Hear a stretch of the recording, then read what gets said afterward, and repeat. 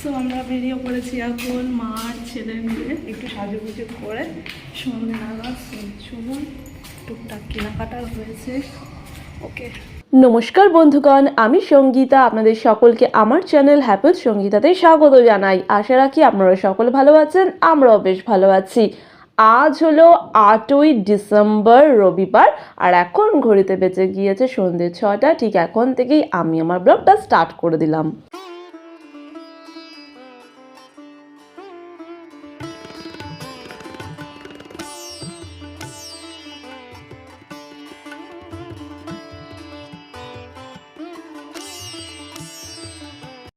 তো বন্ধুরা এই তো বাজার হাট করে সমস্ত চলে এসেছি, যেখানে আসছে চলুন। ওকে, তো বন্ধুরা এই এলাম বাজার হাট সেরে, বড্ড হাঁপিয়ে গিয়েছি বন্ধুরা, নিঃশ্বাস নিতে পারছি না। তো যাই হোক বন্ধুরা, এই হলো আমার কিছু পুজোর সামগ্রী যেগুলি আমার খুবই প্রয়োজন ছিল, আর কিছু গ্রসারি শপিং করেছি, ডাইনিংয়ে রাখা রয়েছে। তো পুজোর সামগ্রীগুলির মধ্যে এনেছি গ্রসারি শপ থেকে এই যে সলতে না পোলতে বলে, ঠাকুরের প্রদীপ জ্বালাবো বলে, তো দুটো সলতে বা পোলতে প্যাকেট এনেছি, একটা পিতম্বরী পাউডার এনেছি ঠাকুরের বাসনপত্র সমস্ত পরিষ্কার করার, অ্যান্ড ঠাকুরের নিত্য ভোগের জন্য একেবারে ফ্রেশ খেজুর নিয়ে এসেছি। ওকে, খেজুরটা বেশ ভালো জানেন তো। আর এই তো চন্দন নিয়ে এসেছি, ঠাকুরের চন্দন পাউডার এটা। ওকে, এই চন্দন পাউডারটা ভীষণ ভালো, এর আগেও আমি ব্যবহার করেছি। ওকে, বাট ছোট প্যাকেট ব্যবহার করেছি, মানে ছোট কন্টেনারটা। এবার একটু বড় সাইজের মানে কন্টেনার নিয়ে এসেছি, বড় নয়, এটা মাঝারি। ওকে, এটার প্রাইসটা নিয়েছে ওই 180 রুপিস। ওকে, আপনাদেরকে বলে রাখলাম, অনেকে আমাকে কমেন্টে জিজ্ঞাসা করে। ওকে, অ্যান্ড একটা ধূপ নিয়ে এসেছি, এই ধূপটা ফার্স্ট টাইম আমি নিলাম, আমি এইরকম ধূপ কখনো ব্যবহার করিনি। আমি ওই ধুনো দিয়ে থাকি, ছোবড়ার যে ধুনো হয় না সেগুলি দিয়ে থাকি, বাট এটা নিলাম দেখি কেমন। ওকে, অনেক সময় না ওই ছোবড়া অ্যাভেলেবেল থাকে না, ওই নারকেল ছোবড়ার কথা বলছি। ওকে, তো সেই কারণে মানে মিলিয়ে মিশিয়ে ব্যবহার করব অল্টারনেট ডে করে। ওকে, আর এটার প্রাইস নিয়েছে কত, এটার বেশি নেয়নি, 30 টাকা নিয়েছে। ওকে, দেখি ফার্স্ট টাইম ব্যবহার করব কেমন হয়। আর এটার হচ্ছে আপনার স্মেলটা হচ্ছে ওই স্যান্ডেলউড। ওকে, স্যান্ডেলউডের এর স্মেলটা রয়েছে। অ্যান্ড হ্যাঁ, ঠাকুরের নিত্য সেবার জন্য এই যে কাঁঠালি কলা নিয়ে এসেছি, কাঁঠালি কলা। আমার টাং যদি স্লিপ কেটে থাকে আই এম সো সরি বন্ধুরা, প্লিজ কিছু মনে করবেন না। ওকে, অ্যান্ড নিয়ে এসেছি ঠাকুরের নিত্য সেবার জন্য এই যে আপেল, আর এখানে কি আছে, ও মৌসুমি লেবু। ওকে, এইগুলো এই রেহানের পাপার জন্য, ও রেহানের পাপাকে ডাক্তার মৌসুমি লেবু খেতে বলেছে, রেহানের পাপার মৌসুমি লেবুগুলো রেখে দেবো, আর আপেলগুলো আমার গোপাল ঠাকুরের জন্য। ওকে, অ্যান্ড হচ্ছে কমলা লেবু। ওকে, এই যে আমার নাড়ু গোপালের জন্য কমলা লেবু। ওকে, এই হলো ঠাকুরের সমস্ত পুজোর বাজার হাটগুলি আমি এখানেই রাখবো। হাঁপিয়ে যাচ্ছি বড্ড, ব্রিথিং প্রবলেম স্টার্ট হয়ে গেছে। তো এখানে আপাতত থাক, কাল সকালে সমস্ত জিনিসগুলি জায়গা মতন রেখে দেবো। অ্যান্ড হ্যাঁ, ঠাকুরের ফুল বেলপাতা আনতে ভুলে গেছি, ভুলে যাইনি অ্যাকচুয়ালি, আমার কাছে না খুচরো পয়সা ছিল না।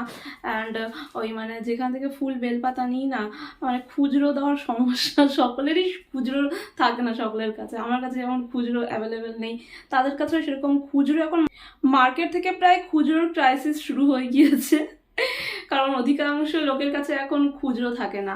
তো যাই হোক, কিছু করার নেই, দেখি আগামীকাল সকালে রেহানের তো পড়া আছে স্যারের কাছে, ওকে বলবো একটু যদি আমার জন্য ফুল বেলপাতা এনে দেয়, পুজো দেবো। অ্যাকচুয়ালি এখন শীতকাল পড়ে গেছে, তো আমার বারান্দা বাগানের ফুলের গাছগুলিতে না বেশি ফুল ফুটছে না, ওই অপরাজিতা গাছে কয়েকটা অপরাজিতা ফুল পাই, তবে কিনা ওই মিনি টগর আর নয়নতারা গাছগুলিতে প্রায় ফুল পাওয়াই যায় না। আর বেলপাতা তো আমার লাগবেই, দুব্বো বেলপাতা এগুলি লাগবে, আর মিষ্টিও নিইনি ঠাকুরের জন্য, ওই ফুল বেলপাতা দোকানে খুচরো নিয়ে প্রবলেম হয়ে গিয়েছিল বলে মিষ্টি নেওয়ার কথাও ভুলে গিয়েছি আমি। তো যাই হোক, কাল সকালে মানে আগামীকাল সকালে রেহানের স্যারের কাছে পড়া রয়েছে, ওকে বলবো একটু আমার জন্য নিয়ে আসতে। ওকে, তো যাই হোক বন্ধুরা, আর ওদিকে গ্রসারি শপিং করেছি কয়েকটা জিনিসপত্র, টুকিটাকি পেস্ট, ওই সেন্সুডাইন্ট, আর বিস্কুটের প্যাকেট, আর ওই ভ্যানিশ, কাপড় কাচার ভ্যানিশ, এই টুকটাক, আর কিছু নয়। তো এখন ফ্রেশ হবো, দেন রেহানকে খেতে দেবো, রেহান পড়তে বসবে। বিশেষ কিছু খায়নি রেহান, তো একটু টুকিটাকি খাওয়া দাওয়া কমপ্লিট করে ও পড়তে বসবে, আমি ফ্রেশ হব, দেন আমার টুকিটাকি কাজকর্ম রয়েছে কিচেনে সেগুলি সেরে নেবো, তারপরে ডিনার করে একেবারে ঘুমিয়ে পড়বো। ওকে, তো আজকের ব্লগটা বন্ধুরা এখানেই সমাপ্ত করছি। আশা করি আমার আজকের ব্লগটি আপনাদের নিশ্চয়ই ভালো লেগেছে। যদি ভালো লেগে থাকে অবশ্যই একটি কমেন্টের মাধ্যমে জানাবেন, একটি লাইক অতি অবশ্যই করবেন, এবং আমার চ্যানেলের ভিডিওগুলি আপনাদের বন্ধু বান্ধব আত্মীয় স্বজনের সাথে অবশ্যই শেয়ার করবেন। আর যে সকল বন্ধুরা এখনো পর্যন্ত আমার চ্যানেলটিকে সাবস্ক্রাইব করে উঠতে পারেননি, অতি অবশ্যই আমার চ্যানেলটিকে সাবস্ক্রাইব করে দেবেন, এবং সাবস্ক্রাইব করার পর পাশে থাকা অল বাটনে কিন্তু একদম হিট করতে ভুলবেন না। তো প্রিয় বন্ধুগণ, আপনারা সকলে ভালো থাকবেন, সুস্থ থাকবেন, এবং অনেক অনেক আনন্দে থাকবেন। আর একটি ফাটাফাটি ব্লগ নিয়ে আমি সঙ্গীতা আপনাদের মাঝে উপস্থিত হয়ে যাব। আজকের মতন শুভরাত্রি, বাই বাই। নমস্কার প্রিয় বন্ধুগণ, সকলকে সুপ্রভাত জানিয়ে আমি সঙ্গীতা আরও একবার আমার চ্যানেল হ্যাপি উইথ সঙ্গীতাতে আপনাদের সকলকে স্বাগত জানাই। আশা রাখি আপনারা সকলে ভালো আছেন, আমরাও বেশ ভালো আছি। আজ হলো 9 ডিসেম্বর সোমবার, আর এখন ঘড়িতে বেজে গিয়েছে সকাল 10টা। সকাল 10টা হইতে আমি আমার ব্লগটা ওয়ান্স এগেন স্টার্ট করে দিলাম।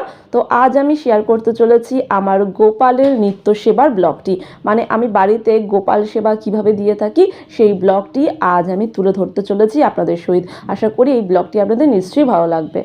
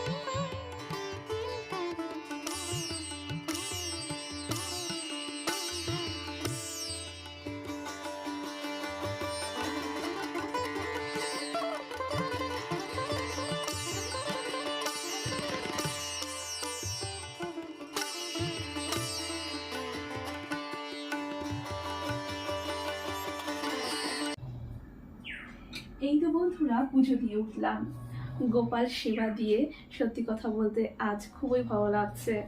তো একেবারে মধ্যাহ্ন সেবা দিয়েছি গোপালকে বাল্যভোগ সহ।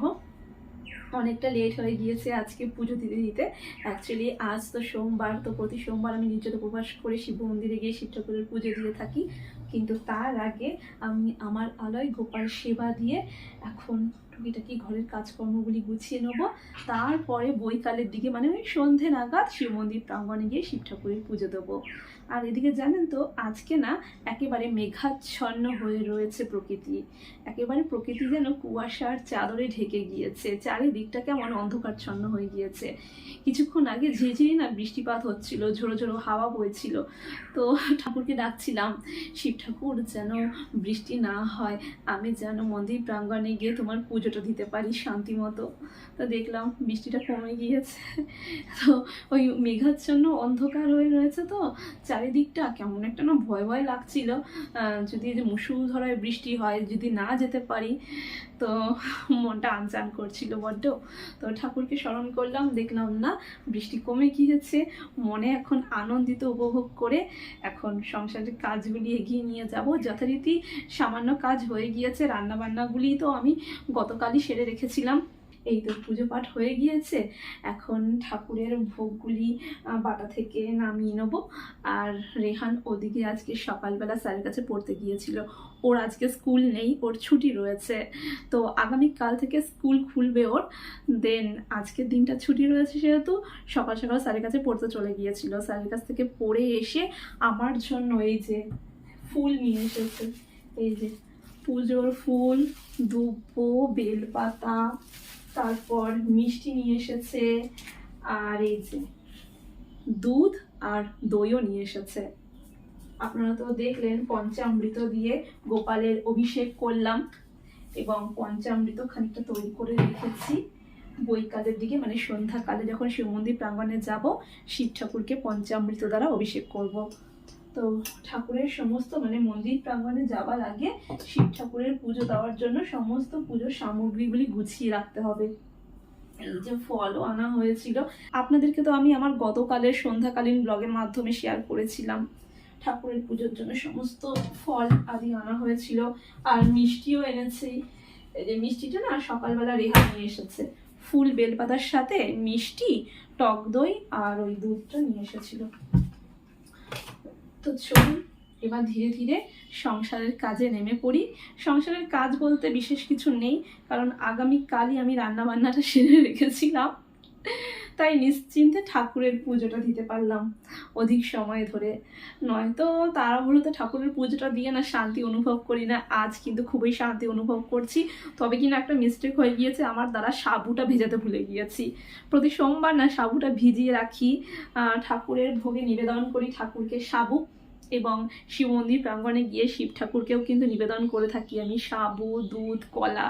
তো ভুলে গিয়েছি আজকে সাবু ভেজাতে, কিছু করার নেই বন্ধুরা, এখন ভিজিয়ে কোনো লাভ নেই, কারণ সাবুটা না অত্যাধিক শক্ত, অনেকক্ষণ ধরে ভিজিয়ে রাখতে হবে তারপরে নরম হয়। কি জানি এই সাবুটার কি। তো যাই হোক বন্ধুরা, চলুন হ্যাঁ বারান্দাটায় গিয়ে একটু দাঁড়াই। উত্তরের কনকনে শীতল বাতাস খুবই বয়ে চলেছে, বাপরে বাপ। প্রকৃতি যেন একেবারে মেঘের কোলে ঢেকে গিয়েছে, একেবারে মেঘাচ্ছন্ন ওয়েদার।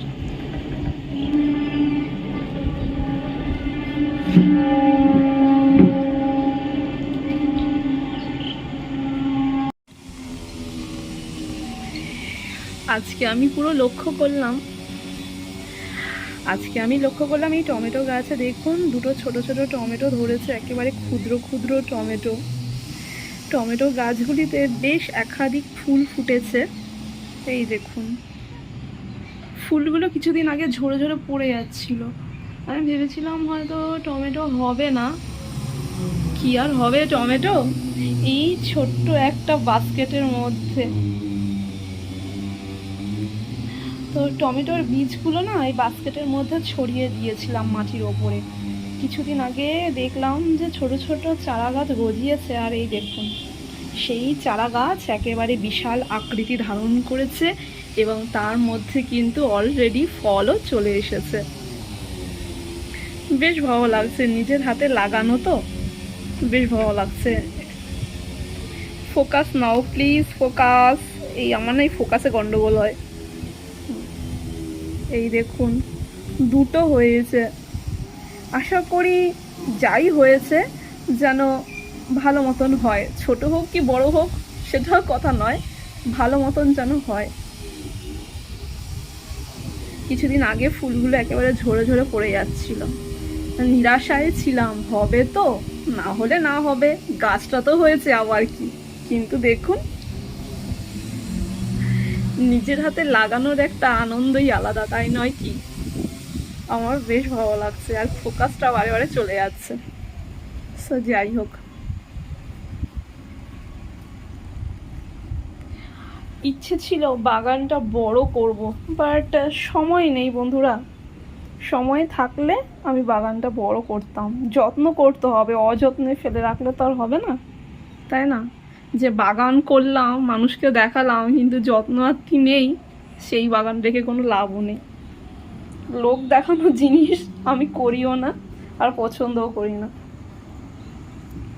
এই যে আমার তুলসী গাছ, অনেক তুলসী গাছ হয়েছে, অনেক, বহু বহু। নয়নতারা।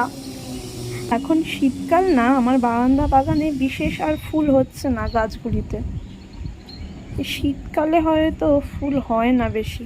যাই হোক, যে কটাই হচ্ছে পুজোতে লেগে যাচ্ছে। বাইরে থেকে বিশেষ ফুল কিনতে হয় না, ওই বিশেষ পুজো আচরার দিনে আমি বাইরে থেকে ফুল নিয়ে আসি কিনে। আদারওয়াইজ আমার বারান্দা বাগানে যে কটা ফুল রয়েছে গাছে, তারই মধ্যেই আমি আমার নিত্য পুজো সেরে নেওয়ার চেষ্টা করে থাকি। সরি, আমার টাং স্লিপ কাটছে বড্ড।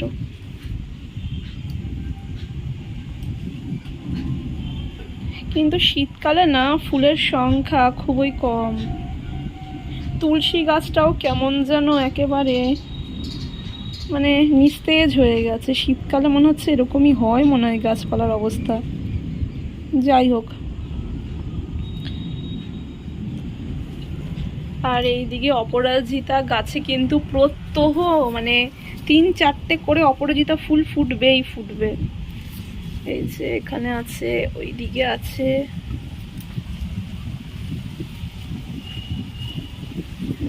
তিন চারটে করে অপরাজিতা ফুল ফুটবেই ফুটবে। বাপরে বাপ, কি হাওয়া দিচ্ছে! ফোকাস নিচ্ছে না এই হাওয়ার জন্য, আরো নড়ছে তো। এই যে অনেকগুলো ফুল ফুটেছে এদিক ওদিক করে অপরাজিতা গাছটিতে। এই যে এখানে একটা ফুটেছে,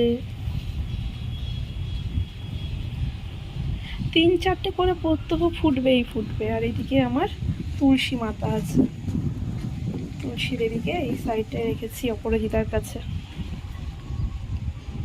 কিছু আর করার নেই, মৃদু মৃদু শীতল বাতাস বইছে, আর এই উত্তরের কনকনে শীতল বাতাস একেবারে হাড় হিম করে দিচ্ছে। তো ঠাকুরের কাছে খালি প্রার্থনা করেই চলেছি, মানে অত্যাধিক বৃষ্টিপাত যেন না হয়, আমি যেন শান্তিপূর্ণভাবে মন্দির প্রাঙ্গণে গিয়ে শিব ঠাকুরের পুজোটা দিতে পারি। তো চলুন, হ্যাঁ, ঘরের বাকি টুকিটাকি কাজকর্মগুলি সেরে নিই। এই যে বৃষ্টি একেবারে কমে গিয়েছে, একেবারে মৃদু মৃদু ঝিরিঝিরি বৃষ্টি পড়ছিল, আবার কমে গিয়েছে। নিম্নচাপের সৃষ্টি হয়েছে, বৃষ্টি হবে, অত্যাধিক বৃষ্টি হবে। আর এই অত্যাধিক বৃষ্টির ফলে কিন্তু তীব্র বেগে শীতটা একেবারে আসতে চলেছে, হাড় হিম করে শীত। পৌষ মাস না অঘ্রাণ মাস চলছে এখন, পৌষ মাস মানে অঘ্রাণ মাসের হয়তো মিডিল দিকে একেবারে তীব্র কনকনে শীত একেবারে হাড় কাঁপিয়ে দেবে, তাই না?